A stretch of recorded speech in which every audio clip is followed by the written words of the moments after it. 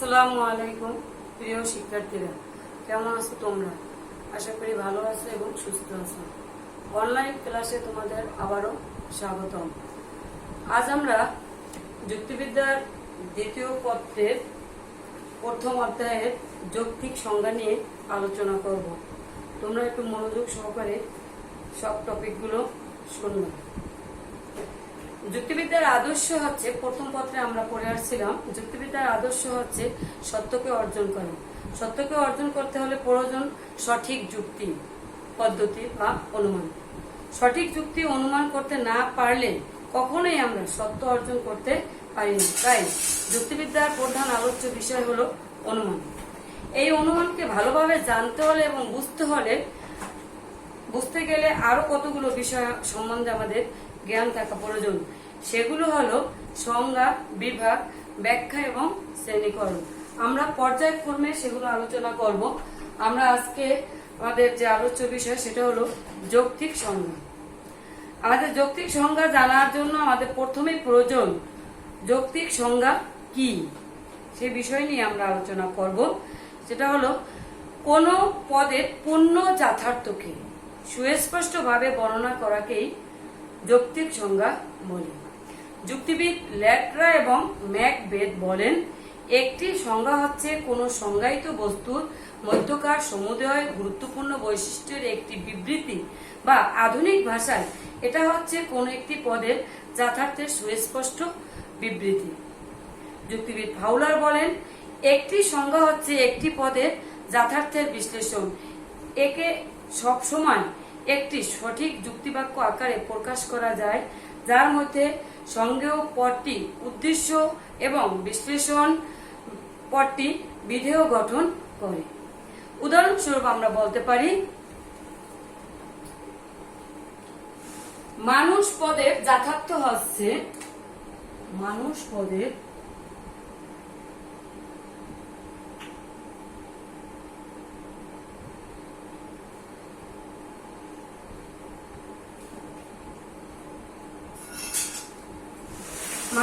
যথার্থ হচ্ছে দুটি, তা হলো জীববৃত্তি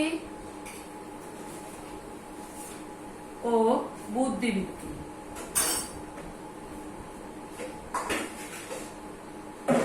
তোমরা এই প্রথম পত্রে এগুলো জানছো। এখন জীববৃত্তি এবং বুদ্ধিবৃত্তি, আমরা যদি মানুষ পদের সংজ্ঞায়িত করি, মানুষ পদের সংজ্ঞায় আমরা লিখতে পারি, মানুষ হচ্ছে একটি বুদ্ধিবৃত্তি সম্পন্ন জীব। মানুষ পদের সংজ্ঞা হলো, মানুষ হচ্ছে একটি বুদ্ধিবৃত্তি সম্পন্ন জীব। মানুষ হচ্ছে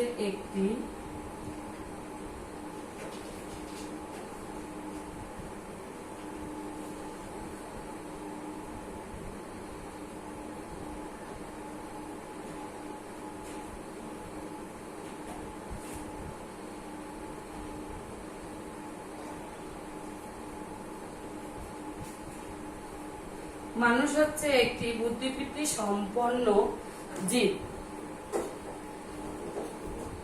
এখানে আমাদের মানুষের গুণ হলো যথার্থের দুটি অংশ, সেটা হলো জীববৃত্তি এবং বুদ্ধিবৃত্তি। এটা হলো মানুষের গুণ। কিন্তু আমরা মানুষ পদের সংজ্ঞা করতে গেলে আমরা বলতে পারি যে মানুষ হচ্ছে একটি বুদ্ধিবৃত্তি সম্পন্ন জীব। আমাদের যৌক্তিক সংজ্ঞার কতগুলো নিয়ম রয়েছে এবং সেই নিয়ম যদি লঙ্ঘন করা হয় তাহলে কতগুলো অনুপপত্তি ঘটে। আমরা এখন সেই নিয়মগুলো এবং নিয়মের অনুপপত্তিগুলো আলোচনা করব। অনুপপত্তি কি? অনুপপত্তি হচ্ছে আমাদের কতগুলো নিয়ম রয়েছে, সেই নিয়ম যখন লঙ্ঘন করা হয় তার ফলে যা ঘটে সেটাই হলো অনুপপত্তি। আমাদের প্রথম নিয়ম, 1 নম্বর নিয়ম হলো, যে পদের সংজ্ঞা দিতে হবে সেই পদের সম্পূর্ণ যথার্থ উল্লেখ করতে হবে, তার চেয়ে বেশিও নয় কমও নয়। প্রিয় শিক্ষার্থীরা, তোমরা একটু খেয়াল করো, আমরা পূর্বের উদাহরণে বলছিলাম যে মানুষ হচ্ছে একটি বুদ্ধিবৃত্তি সম্পন্ন জীব। এটা হলো মানুষ পদের সংজ্ঞা। কিন্তু মানুষ হচ্ছে একটি বুদ্ধিবৃত্তি সম্পন্ন জীব, এই ক্ষেত্রে যদি আমরা এর বেশিও হয় তাহলেও অনুপপত্তি ঘটবে, এর যদি কম হয় তাহলেও সেখানে অনুপপত্তি ঘটবে।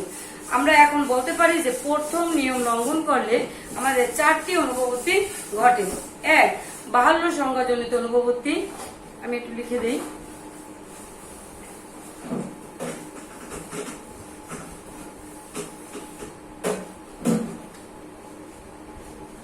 1, বাহুল্য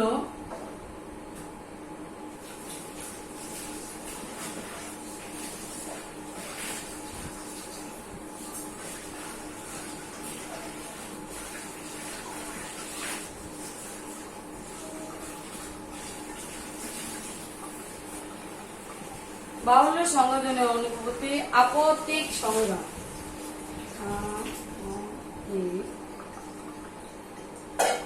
সংজ্ঞাজনিত অনুভূতি। 3 হলো অব্যাপক সংজ্ঞাজনিত।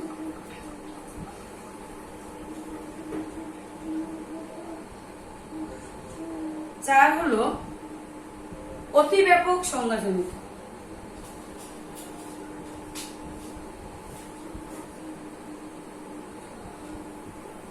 সংজ্ঞাজনিত অনুভূতি। এই 4 প্রকার অনুভূতি ঘটে। এখন আমরা দেখব কিভাবে আমাদের নিয়মে ছিল যে পদের সংজ্ঞা দিতে হবে সেই পদের সম্পূর্ণ যথার্থ উল্লেখ করতে হবে, তার চেয়ে বেশিও নয় কমও নয়।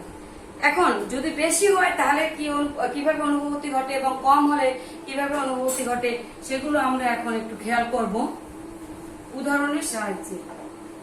যদি আমাদের নিয়মের চেয়ে বেশি হয় তাহলে আমাদের যথার্থের চেয়ে যদি বেশি গুণ হয় তাহলে সেখানে যে অনুভূতি ঘটে সেই অনুভূতির নাম হলো বাহুল্য সংজ্ঞাজনিত অনুভূতি। যেমন মানুষ হয় বুদ্ধিবৃত্তি সম্পন্ন মরণশীল জীব। মানুষ হয়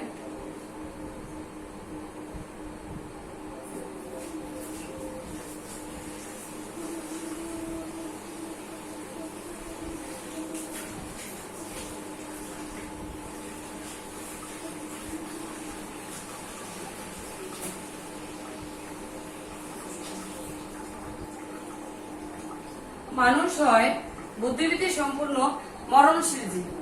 প্রিয় শিক্ষার্থীরা, তোমরা একটু খেয়াল করো, এখানে আমাদের নিয়মে ছিল মানুষ পদের সংজ্ঞা ছিল মানুষ হয় বুদ্ধিবৃত্তি সম্পূর্ণ জীব, কিন্তু এখানে অতিরিক্ত কোন গুণটি আছে? মরণশীল। এই মরণশীল অতিরিক্ত থাকার কারণে প্রথম নিয়ম লঙ্ঘন করেছে এবং প্রথম নিয়ম লঙ্ঘন হওয়ার ফলে এখানে এই বাহুল্য সংজ্ঞাজনিত অনুভূতি ঘটেছে। আমরা আরেকটি সংজ্ঞার মাধ্যমে আরেকটি উদাহরণের মাধ্যমে আমরা বলতে পারি যে মানুষ হয় একটি বুদ্ধিবৃত্তি সম্পন্ন দ্বিপদ জীব। মানুষ হয় একটি বুদ্ধিবৃত্তি সম্পন্ন দ্বিপদ জীব। এখানেও খেয়াল করো যে আমাদের পূর্বে আমাদের সংজ্ঞা ছিল মানুষ হয় একটি বুদ্ধিবৃত্তি সম্পন্ন জীব, কিন্তু এখানে আমাদের অতিরিক্ত আছে দ্বিপদ। এই দ্বিপদ পদটি হলো আমাদের অতিরিক্ত, আর এই অতিরিক্ত হওয়ার কারণে এখানে যে অনুভূতি ঘটছে সেটা হলো আপেক্ষিক সংজ্ঞাজনিত অনুভূতি। তৃতীয় নিয়মে অব্যাপক সংজ্ঞা অনুভূতির উদাহরণে হলো যে মানুষ হয় একটি বুদ্ধিবৃত্তি সম্পন্ন ফর্সা জীব। মানুষ হয় একটি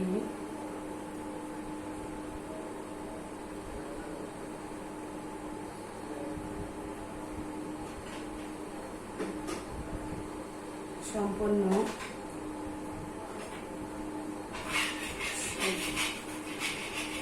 এখানে আমাদের এই যে ফর্সা জিনিসটা হলো আমাদের অতিরিক্ত হয়েছে, এরপরে এখানে যে অনুভূতি ঘটছে সেই অনুভূতির নাম হলো অব্যাপক সংজ্ঞাজনিত অনুভূতি।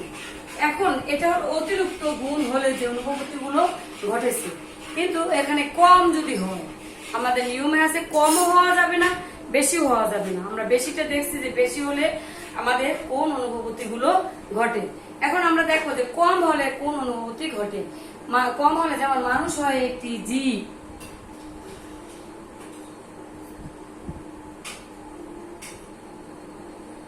মানুষ হয় একটি জীব। তোমরা একটু খেয়াল করো যে এখানে মানুষ হয় একটি জীব নাই কি বুদ্ধিবৃত্তি সম্পন্ন। এই বুদ্ধিবৃত্তি সম্পন্ন নাই বিধায় এখানে কম আছে। মানুষ বুদ্ধিবৃত্তি সম্পন্ন নাই বিধায় এখানে আছে মানুষ হয় একটি জীব, মানে বুদ্ধিবৃত্তি সম্পূর্ণ আমাদের কম আছে। এর ফলে এখানে যে অনুভূতি ঘটেছে সেই অনুভূতি গুলোই হলো আমাদের অতি ব্যাপক সংজ্ঞাজনিত অনুভূতি।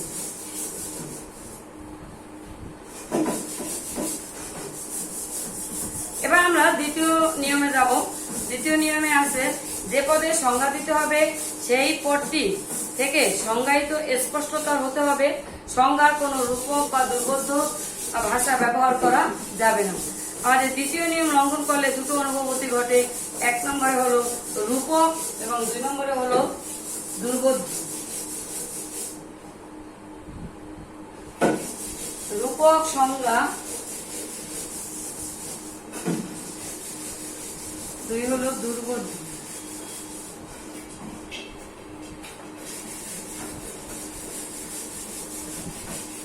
সংজ্ঞাজনিত অনুভূতি এই দুটো ঘটে আমাদের। যেমন আমরা যদি রূপক কিভাবে ঘটে, উদাহরণস্বরূপ আমরা যদি বলি মানুষ হয় সৃষ্টির মুকুট, এভাবে আমাদের বলা যায় না। আমরা একটা রূপক করে না বলে আমরা সহজ ভাবে আমরা বলতে পারি। দুর্বোধ্য ভাষা যেমন আমরা যদি ব্যবহার করি এটা যে বটবৃক্ষ হচ্ছে জুটা জট লাঞ্ছিত সবিতা তপ নিরোধক মহাস্তর পাদব। এখানে আমাদের এত বড় কঠিন শব্দটি আমরা দুর্বোধ্য ভাষা আমরা ব্যবহার করব না। দুর্বোধ্য ভাষা ব্যবহার করলেই যে অনুভূতি ঘটে সেই অনুভূতি হলো রূপক এবং দুর্বোধ্য সংজ্ঞাজনিত অনুভূতি। তৃতীয় নিয়ম হলো যে পদে সংজ্ঞা দিতে হবে সেই পদ তার প্রতিশব্দ সংজ্ঞায় ব্যবহার করা যাবে না, মানে একই শব্দ দুইবার ব্যবহার করা যাবে না। তৃতীয় নিয়ম লঙ্ঘন করলে যে অনুভূতি ঘটে সেই অনুভূতির নাম হলো চক্র সংজ্ঞাজনিত অনুভূতি। যেমন আমরা যদি বলি মানুষ হয় মনুষ্য জাতীয় জীব, এখানে মানুষ এবং মনুষ্য একই জিনিস, সেটা দুবার ব্যবহার করা প্রয়োজন নেই। চতুর্থ নিয়ম হলো সদর্থক সম্ভব হলে সংজ্ঞায় কখনোই নিরর্থক ভাষা ব্যবহার করা যাবে না। তাহলেও আমাদের অনুভূতি ঘটে, সেটা হলো নিরর্থক সংজ্ঞাজনিত অনুভূতি, যেমন পাপ নয় পুণ্য। পঞ্চম নিয়ম হলো যে পদে সংজ্ঞা দিতে হবে সেই পদের সংজ্ঞায়িত পদ সহজভাবে রূপান্তরযোগ্য হতে হবে, না হলে আমাদের দুটো অনুভূতি ঘটে, সেটা হলো অতিব্যাপক সংজ্ঞাজনিত এবং অব্যাপক সংজ্ঞাজনিত অনুভূতি। তাহলে দেখা যায় আমাদের সংজ্ঞার নিয়ম হলো আমাদের 5টি। অনেকে এটা আমাদের বহু নির্বাচনী পরীক্ষায় আসে, অনেকে দেখা যায় থাকে 5, 7, 6, অনেকে দেখা যায় সেখানে 5 সাথে জানে না, 5 সাথে টিক দিয়ে দেয়। আসলে আমাদের এটা ভালোভাবে মনে রাখতে হবে। আমাদের এটা অনেক সময় আসে পরীক্ষায়, তোমরা তখন মনে রাখবা যে আমাদের এখানে নিয়ম মোট হলো 5টি, যৌক্তিক সংখ্যার নিয়ম 5টি, এবং নিয়ম লঙ্ঘন করলে আমাদের যে অনুভূতিগুলো ঘটে সেই অনুভূতিগুলো ভালোভাবে আমরা মনে রাখবো, এবং কোনটার কোন অনুভূতি সেটা আমরা ভালোভাবে স্পষ্টভাবে আমরা জানবো। এবার আমরা দেখি যে সংজ্ঞা এবং বর্ণনা এক জিনিস নয়। আমরা সংজ্ঞা এবং বর্ণনার সংজ্ঞা দেখব। সংজ্ঞা হলো যে কোনো পদের যথার্থকে সুস্পষ্টভাবে বর্ণনা করাকেই সংজ্ঞা বলে। যেমন মানুষ হয় এক প্রকার বুদ্ধিবৃত্তি সম্পন্ন জীব। বর্ণনা হচ্ছে একটি পদের প্রকৃত অর্থ প্রকাশিত করে না, বর্ণনা হচ্ছে সাধারণ পদের উপলক্ষণ বা অবন্তর লক্ষণ উল্লেখ করা হয়। যেমন মানুষ এক প্রকার পক্ষবিহীন দ্বিপদ জীব, এটা হলো বর্ণনার উদাহরণ। আমরা এখন বর্ণনা এবং সংজ্ঞার মধ্যে কিছু পার্থক্য পেয়েছি। যেহেতু বর্ণনা এবং সংজ্ঞা এক জিনিস নয়, সেহেতু আমরা পার্থক্যটা লিখে দেব, তোমরা ইচ্ছে করলে তুলে নিবা।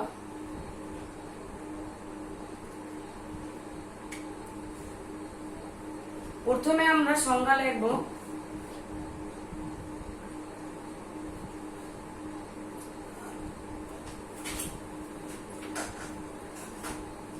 সব কেটে নেব আমরা।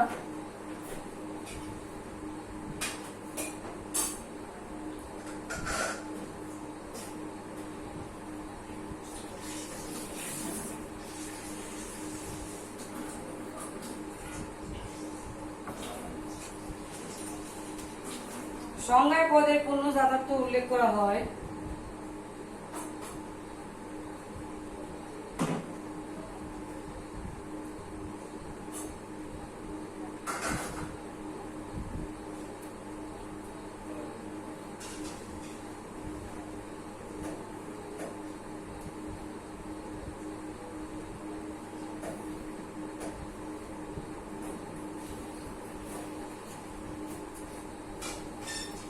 বর্ণনায় কখনো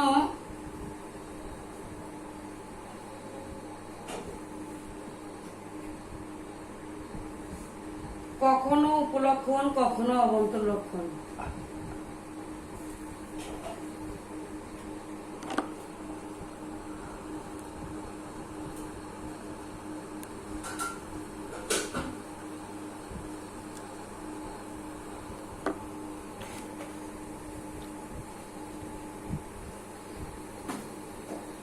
কখনো যথার্থ অংশ বিশেষ উল্লেখ করা হয়।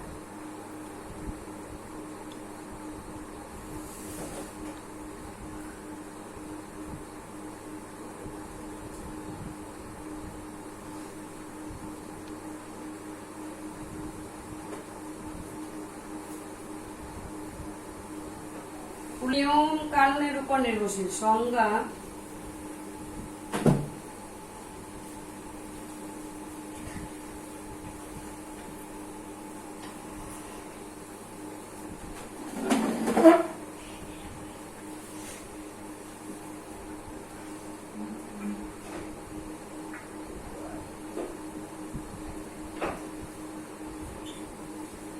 নির্ভরশীল। আর বর্ণনা হলো বর্ণনা কোনো ধরা বাঁধা নিয়ম নেই। বর্ণনার কোনো ধরা বাঁধা নিয়ম নেই। 3 নম্বরে হলো সংজ্ঞায় মূল্য সবসময় সমান।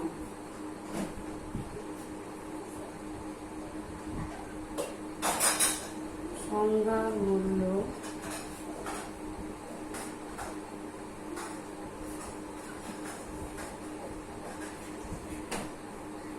সমান, কিন্তু বর্ণনার মূল্য সবসময় সমান নয়।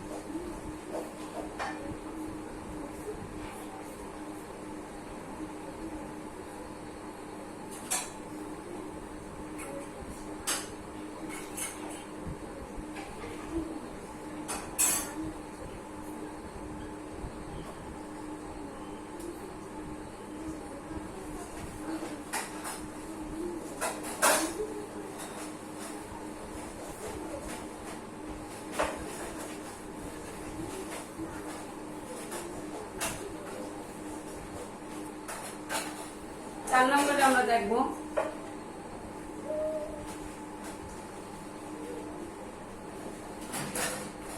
আমরা জাতির সংজ্ঞা দিই।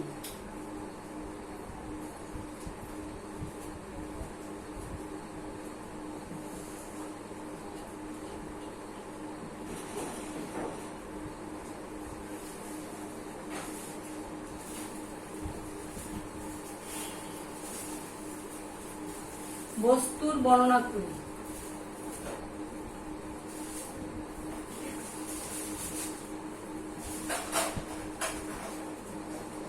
পাঁচ নম্বরে সংজ্ঞা হলো কেবল যথার্থের প্রকাশ। সংজ্ঞা হলো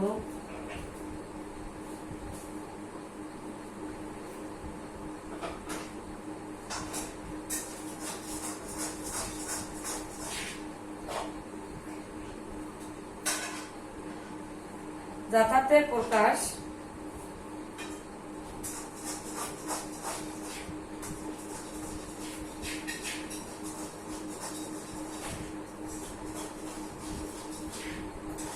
বর্ণনা যথার্থের প্রকাশ নয়।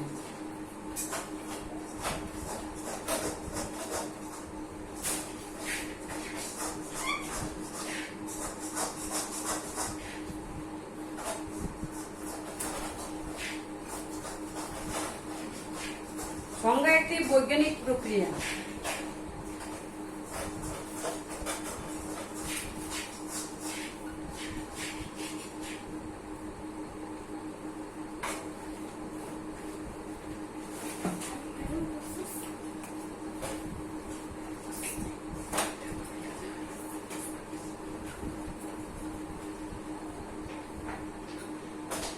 বর্ণনা হলো লৌকিক প্রক্রিয়া।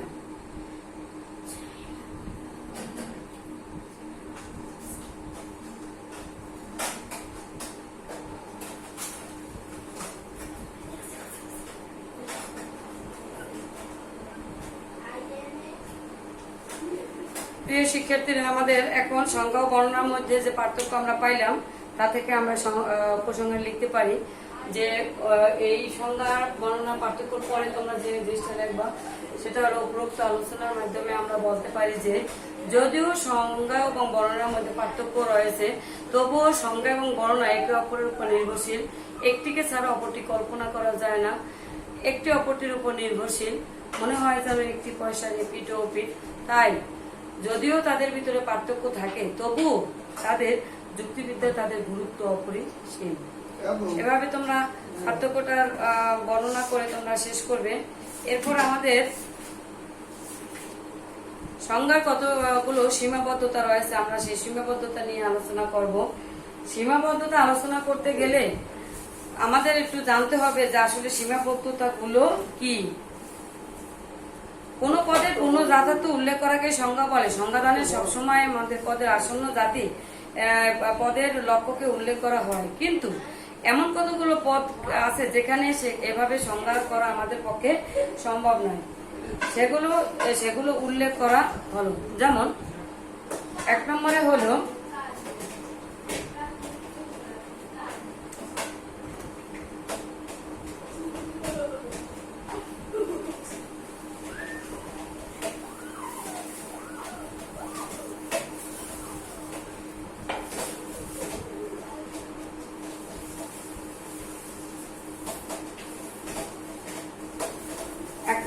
বৃহত্তম জাতির সংজ্ঞা দান করা যায় না।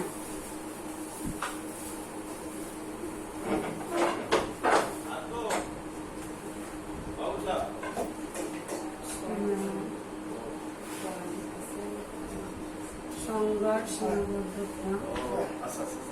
1 নম্বরে হলো বৃহত্তম জাতির সংজ্ঞা দান করা যায় না।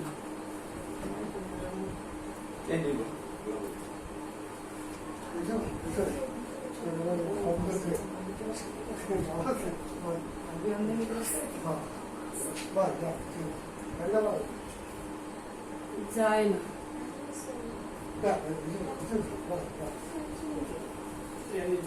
2 নম্বরে একক ব্যক্তি এবং বস্তু বিশেষে সংজ্ঞা দান করা যায় না। একক ব্যক্তি এবং বস্তু বিশেষে।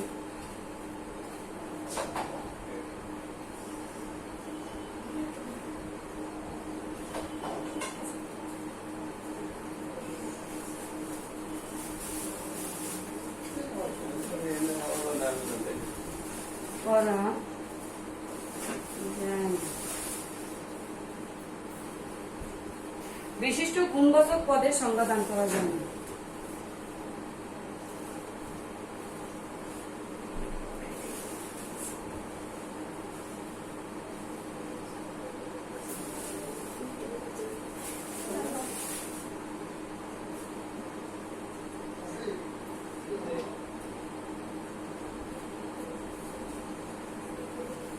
চার নম্বরে হলো মনের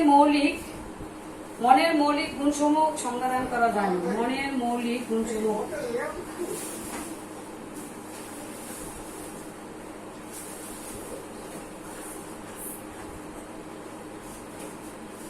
সমূহকে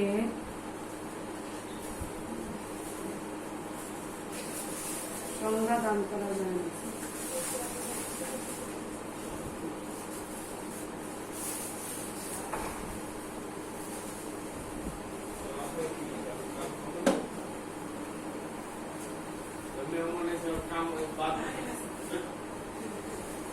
6 নম্বরে বিশ্ব সত্তার কোনগুলো অপরিহার্য ধারণা সংজ্ঞাদান করা যায় না। বিশ্ব সত্তার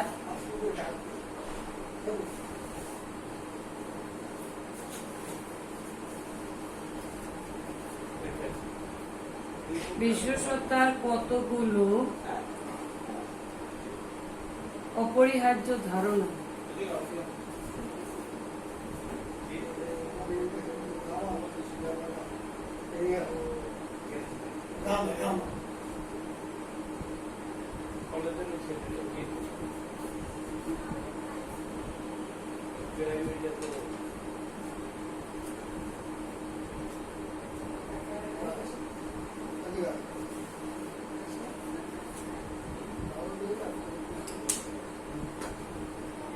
তাহলে আমরা দেখলাম যে এখানে সংজ্ঞার সীমাবদ্ধতায় আমাদের কতগুলো আমাদের সীমাবদ্ধতা রয়েছে।